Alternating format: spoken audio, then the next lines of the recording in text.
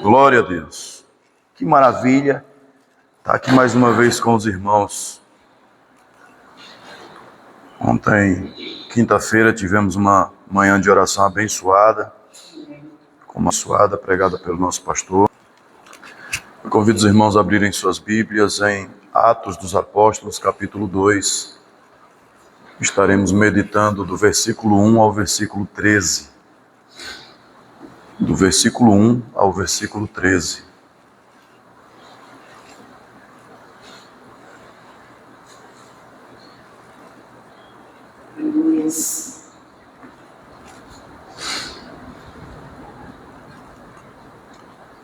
Amém? Por gentileza, curve sua cabeça, feche seus olhos, para que nós possamos estar pedindo direcionamento ao Espírito Santo mais uma vez. Soberano Deus e eterno Pai, é com muita alegria, meu Deus, que mais uma vez estou aqui, Senhor, nesse púlpito, para pregar a Tua palavra, Senhor. Ajuda-nos a compreender melhor a Tua palavra, nos dando direcionamento, nos dando discernimento e sabedoria, para que possamos compreendê-la melhor.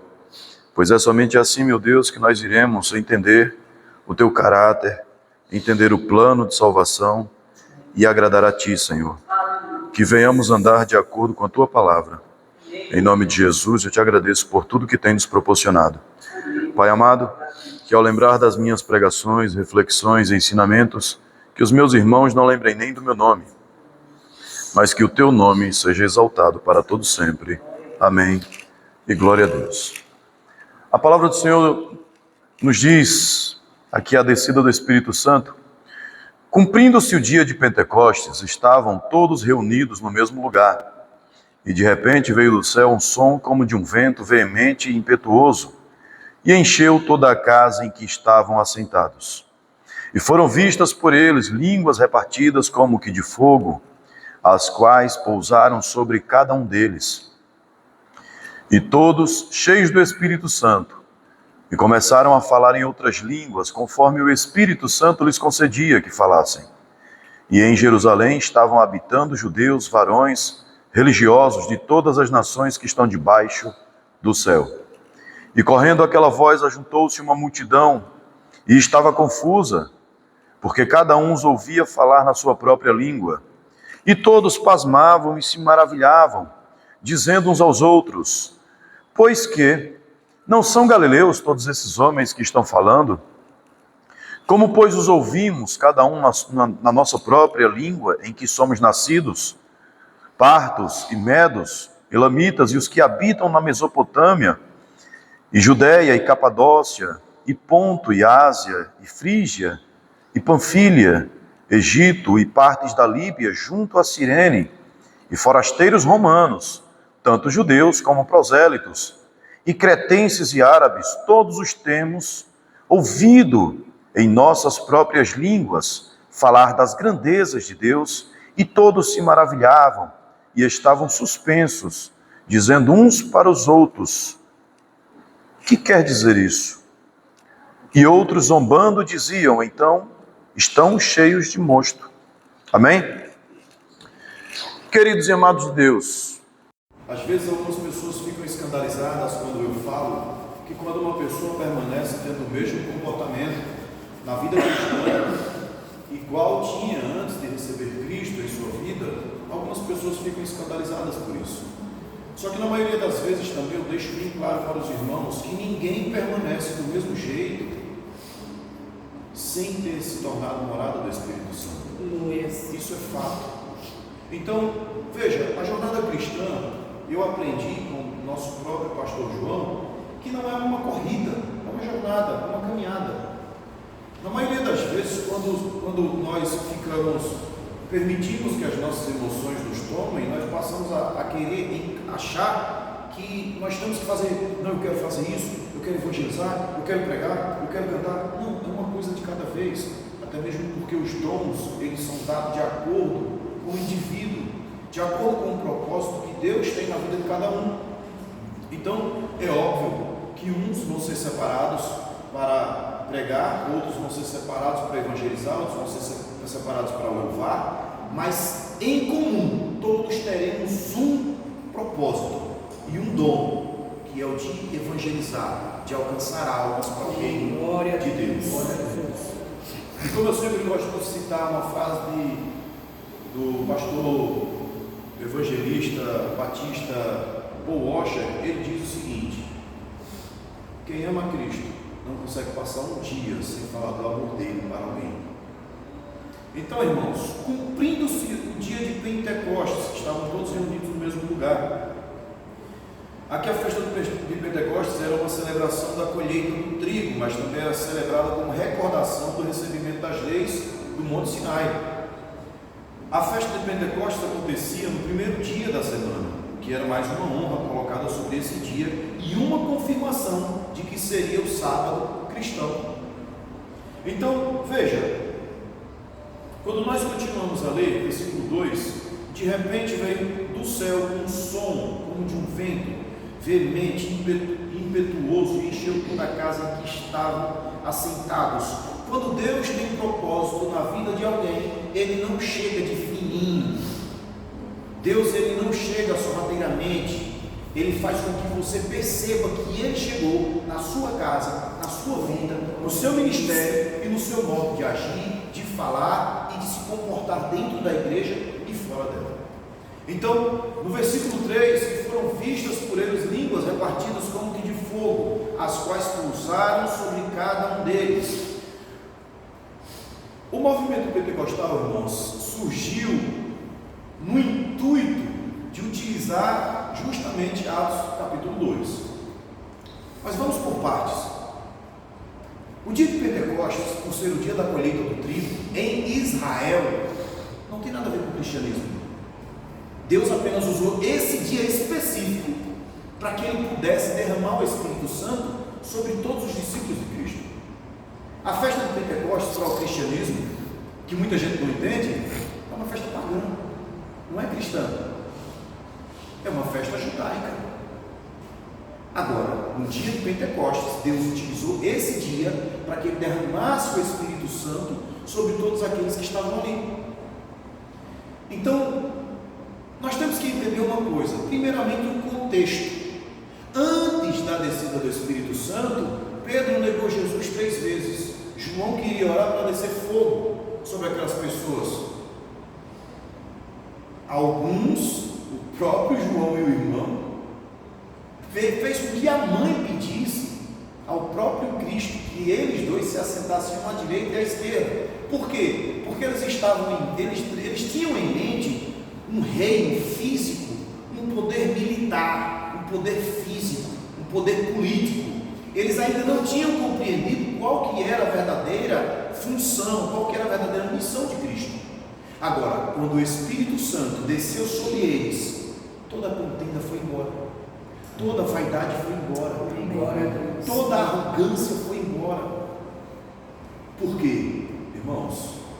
O Espírito Santo, quando ele entra dentro de nós, aí é quando nós compreendemos, quando João disse: eu vos batizo com água, mas vai vir aquele que vai vos batizar com fogo. Aleluia, glória. E aí eu te pergunto, o que é que o garimpeiro usa para purificar o ouro? Fogo. A nossa alma só é purificada no fogo que o nosso Senhor Jesus faz com que a nossa alma seja incendiada para tirar as impurezas, para tirar as coisas que não vão fazer bem na nossa jornada cristã. Então é por isso que não dá para nós estarmos sempre entrando dentro das igrejas, orando, louvando, pregando, se nós não conseguimos colocar em prática o que nós lemos. É por isso que às vezes eu digo que dá a impressão às vezes de que muitos de nós não cremos no que pregamos. É impressionante isso. Nós não vemos mudança de vida, nós não vemos mudança de hábito. Muitas vezes nós vemos lutas de ego, nós vemos muitas vezes pessoas se preocupando com mínimas coisas e deixando o propósito genuíno do Evangelho não avançar. Irmãos, Atos dos Apóstolos capítulo 2 é um capítulo no qual nós temos que meditar e refletir para compreendermos verdadeiramente o que é essa igreja e o que é ser cristão. E foram vistas por eles línguas repartidas como de fogo, as quais pousaram sobre cada um deles. E todos foram cheios do Espírito Santo e começaram a falar em outras línguas, conforme o Espírito Santo lhes concedia que falassem. Aqui eram idiomas, não era língua inaudível, eram idiomas, porque o propósito de Deus aqui na realidade era alcançar todos aqueles que não falavam hebraico, entendessem o Evangelho. Esse era o objetivo. Algumas pessoas falam a língua estranha e querem utilizar esse texto aqui, mas não dá para utilizar esse texto, porque aqui está falando de idiomas. Versículo 5: e em Jerusalém estavam habitando judeus, varões religiosos de todas as nações que estão debaixo do céu. E correndo aquela voz, ajuntou-se uma multidão e estava confusa, porque cada um ouviam eles falar em sua própria língua. E daí ele continua o texto. E todos pasmavam, maravilhavam, dizendo uns aos outros: pois que não são galileus todos esses homens que estão falando? Como pois os ouvimos cada um na nossa própria língua, em que somos nascidos? Lá na Torre de Babel, irmãos, quando Deus confundiu eles e fez com que cada um falasse uma língua diferente, não foi à toa, não foi simplesmente para que eles desistissem de chegar ao céu, porque eles não iriam chegar de forma alguma. Aquilo dali já era uma menção, aquilo dali já indicava o que viria a acontecer mais na frente. Foi simplesmente isso. E algumas pessoas ainda acreditam que Deus confundiu eles no seu falar para que eles não chegassem ao céu, mas eles jamais iriam chegar. O que é físico não entra no céu. E daí o versículo 9: partos e medos, elamitas, e os que habitam na Mesopotâmia, Judéia, Capadócia, e Ponto, e Ásia, e Frígia, e Panfília, Egito, e partes da Líbia, junto a Cirene, e forasteiros romanos, tanto judeus como prosélitos, aqueles que tinham se convertido ao judaísmo. Os prosélitos eram aqueles que tinham se convertido ao judaísmo, que não eram de Israel, mas também tinham aqueles judeus e tinham os gregos que tinham se convertido ao cristianismo. Mas a grande parte aqui eram daqueles que ainda não conheciam a Cristo, e foi exatamente por isso que o próprio Deus fez com que as línguas estranhas, que vêm de estrangeiro, caíssem sobre eles, para que cada um falasse, porque era necessário. Veja, que muitos deles aqui mal falavam a própria língua, o hebraico. E aí a gente continua, versículo 11: e cretenses e árabes, todos os temos ouvido em nossas próprias línguas falar das grandezas de Deus, e todos se maravilhavam, estavam suspensos, dizendo uns para os outros: o que quer dizer? Então, e todos se maravilhavam, estavam suspensos, dizendo uns para os outros: o que quer dizer isto? Veja que alguns ainda ficavam questionando: o que quer dizer isso? Mas aqueles que tinham que ser alcançados pelo Espírito Santo, aqueles que tinham que ser alcançados por Cristo, eles entenderam o Evangelho. Mas aqueles que não entenderam, aqueles que preferiram zombar, que na maioria das vezes são iguais esses que nós encontramos hoje, que zombam do Evangelho, dizem: o que quer dizer isso? Aí versículo 13: e outros zombando diziam: estão cheios de mosto vinho. Por quê, irmãos? Sim, eles beberam. Eles realmente tinham bebido, porque nessa festa aqui todos eles bebiam. Só que não ao ponto de não falar coisa com coisa. Se você for conversar com alguém embriagado, a pessoa não vai falar coisa com coisa. Mas eles não, eles entenderam. O árabe entendeu, o grego entendeu, quem era da Síria entendeu, quem era da Pérsia entendeu. Aí eu quero voltar a chamar a sua atenção para aqui. Olha só, como que de fogo houve um sinal externo, visível, do dom que eles receberam para a confirmação da fé dos próprios discípulos. E para convencer os outros, esse sinal era o fogo, para que pudesse cumprir-se o que João Batista disse sobre Jesus: ele vos batizará com o Espírito Santo e com fogo. Lucas 3,16.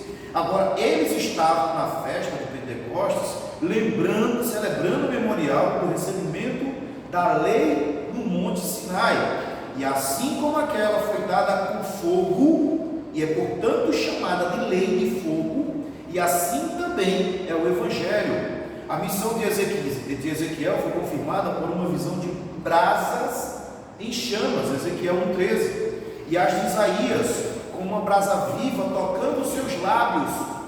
Leia por gentileza Isaías 6,7, por favor.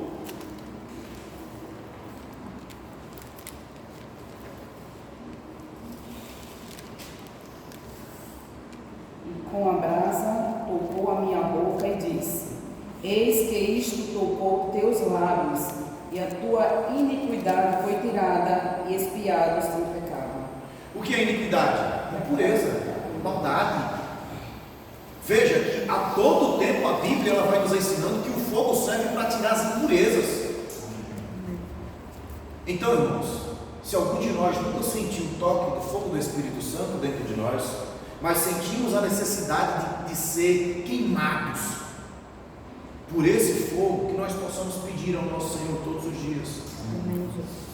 Pois veja, sem santidade ninguém verá Deus, e essa santidade depende dele, não é de nós, mas que nós possamos clamar e pedir: Senhor, nos enche com o teu Espírito Santo, nos incendeia, tira todas as impurezas, pensamentos contrários à tua vontade, que as minhas emoções não venham tomar o lugar da coerência bíblica.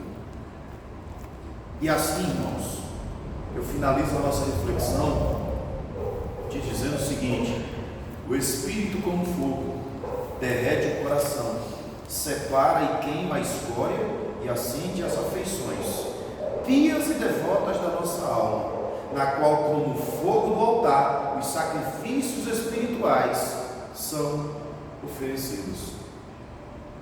Eu convido os irmãos agora a nós estarmos tirando um minutinho. Pode orar em silêncio, só você e Deus, para que a gente possa estar intercedendo pelos irmãos na África. Essa semana foram mortos 7.000 cristãos, e a cada dia que se passa esse número só aumenta. Oremos.